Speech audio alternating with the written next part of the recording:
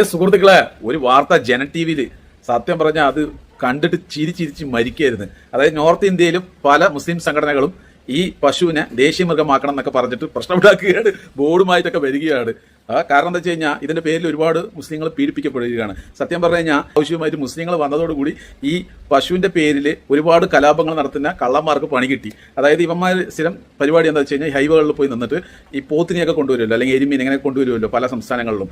ആ വണ്ടികളെല്ലാം തടഞ്ഞിട്ട് പിടിച്ചു പറിക്കുക. കാരണം ഒരുപാട് കച്ചവടം ചെയ്യാൻ വേണ്ടിയിട്ട് കാശുകൾ കയ്യിൽ വെച്ചിട്ടുണ്ടാവും, അല്ലെങ്കിൽ കച്ചവടം കഴിഞ്ഞിട്ട് വരുന്നവരുടെ കാശ്. അവരുടെ എല്ലാം ഇവരെന്ത് ചെയ്തു, പശു കടത്തി എന്നുള്ള ആരോപണവുമായിട്ട് അവരുടെ മുന്നിലേക്ക് പോയിട്ട് അവരുടെ കാശുകളൊക്കെ തട്ടിപ്പറിക്കുക. അതേപോലെ തന്നെ അവരുടെ വണ്ടി വരെ കൊള്ളയടിക്കുക, അവരുടെ പോത്തുകളും കാളകളും ഇവരെല്ലാം തട്ടിയെടുക്കുക. എന്നിട്ട് ഇവർ വേറെ അവിടെ കൊണ്ടുപോയി കച്ചവടം ചെയ്യുക. ഇതൊന്നും ചോദിക്കാൻ ആരുമില്ല, പോലീസും ഇല്ല, മിലിറ്ററിയും ഇല്ല, ഒരു തേകയില്ല. ഇവന്മാരിങ്ങനെ അഴിഞ്ഞടുക്കുകയായിരുന്നു.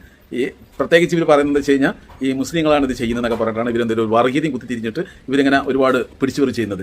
അതിനൊക്കെ ഇപ്പോൾ പണി കിട്ടുന്നുണ്ട്. കാരണം മുസ്ലിം സംഘടനകൾ തന്നെ വന്നിട്ട് പറഞ്ഞിട്ടുണ്ട്, ഞങ്ങൾക്ക് ബീഫിൻ്റെ ആവശ്യമില്ല, ഞങ്ങൾ ആടോ അതിലേക്ക് കോഴിയോ കഴിച്ചോളാം, ഞങ്ങൾക്ക് പോത്തിൻ്റെ ആവശ്യമില്ല എന്ന് തന്നെ പറയുന്നുണ്ട്.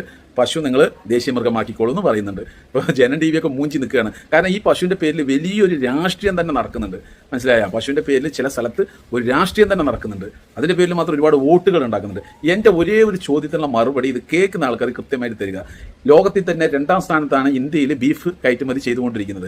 എന്തുകൊണ്ട് ഒരു സംഘടനകൾ പോലും, ഈ പശു സ്നേഹികളായ ഒരു സംഘടനകൾ പോലും വന്നിട്ട് പറയുന്നില്ല ഇന്ത്യൻ്റെ അകത്ത് ബീഫ് നിരോധിക്കണം, കയറ്റിവിടുന്നത് എന്ന് എന്തുകൊണ്ടാണ് പറയാത്തത്? അതിനുള്ള ഒരു ഉത്തരം തരാമോ?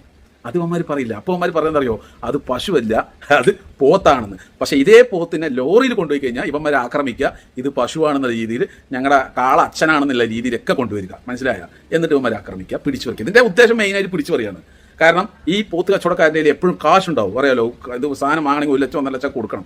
അപ്പോൾ ആ കാശിനെ തട്ടിയെടുക്കാൻ വേണ്ടിയിട്ടാണ് ഇവന്മാർ ആക്രമിക്കുന്നത്. രണ്ടാമത്തെ ഒരു കാര്യം, മുസ്ലിങ്ങളെല്ലാം പല സ്ഥലത്തും, നോർത്ത് ഇന്ത്യകളിൽ പല സ്ഥലത്തും ഇവർ ഈദായിട്ട് ഈ പോത്തന്നെ വാങ്ങിയില്ല. അപ്പോൾ ഈ ദളിതരായ പാവപ്പെട്ട മനുഷ്യരുണ്ടായിരുന്നു, ഈ പെരുന്നാൾ വരുന്ന മനസ്സിലാക്കിയിട്ട് അവർ ഒരുപാട് കുട്ടി കാളകളും അതേപോലെ തന്നെ പോത്തുകളൊക്കെ വാങ്ങി വളർത്തിയിട്ട് കച്ചവടം ചെയ്യാൻ വേണ്ടി കൊണ്ടുവന്ന ചന്തകളൊന്നും മുസ്ലിങ്ങൾ വാങ്ങിയില്ല. അത് കാരണം അവർ വലിയ പ്രതിസന്ധികളായി, ആയിരക്കണക്കിൽ പോത്തുകളും കാളകളെയാണ് മരിച്ചു പോയത്. അത് കാരണം എല്ലാം കൊണ്ട് കുഴിച്ചു മൂടേണ്ട ഒരു അവസ്ഥ വന്ന് നിങ്ങളെല്ലാം ആ വീഡിയോ കണ്ടിട്ടുണ്ടോ? അപ്പോൾ പ്രിയ സുഹൃത്തുക്കളെ, പാവപ്പെട്ട കർഷകരെ വരെ ഈ പോത്ത് കച്ചവടം അതുപോലെ തന്നെ എരുമ കച്ചവടമൊക്കെ ചെയ്യുന്നവരെ വരെ ബാധിക്കുന്ന ഒരു പ്രോബ്ലമാണ് സത്യം പറഞ്ഞ ഇന്ത്യ മുഴുവനുള്ളത്. എന്തായാലും മുസ്ലിങ്ങൾ ബുദ്ധിപൂർവ്വം കളിച്ച് ഞങ്ങൾക്ക് വേണ്ട ബീഫ് എന്നുള്ള രീതിയിലൊരു തീരുമാനമെടുത്ത് ജന ടി വിയൊക്കെ മെഴുകുകയാണ്.